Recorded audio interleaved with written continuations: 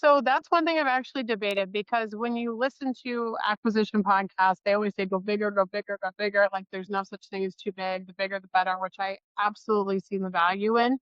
But now having done it and knowing the why behind we did it, I'm like, I think I would be more inclined to either do the property management play or acquire a much smaller business than the one that we did. That feels a lot more doable and easier to wrap our arms around. I would strongly disagree that there's no harm in going too big, too big, too big. I've never been unhappier than when we had 85 people and we were doing millions in revenue. I Yeah. was never unhappier. Like we Mm, were doing a fraction of that revenue with a small fraction of the number of people, and I'm way happier and we're more profitable. yeah. Not more profitable than our bigger year, than our best year, but more profitable than like our average year over the last 14 years. And so Yeah. I would disagree that like bigger is not necessarily always better. It comes down to like what are you going to be happiest with? What are you going to enjoy the most? And when you enjoy the work the most, that's when you do your best work. Yeah, and I think that's all part of the journey is understanding. I think I default to assuming that people who are much smarter than me or much more advanced than me know what's best. And I think that that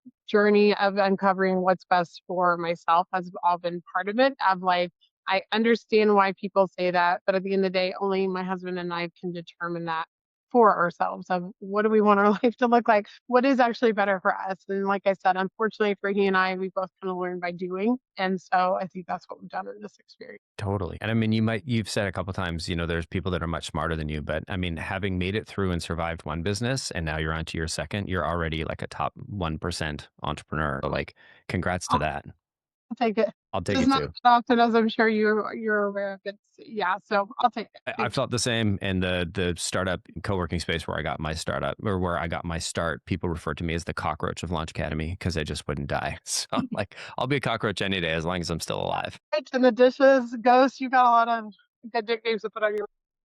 I do have a lot of great nicknames. I've done a lot of dumb things and lived through them. So, you earn the scars as you go, right?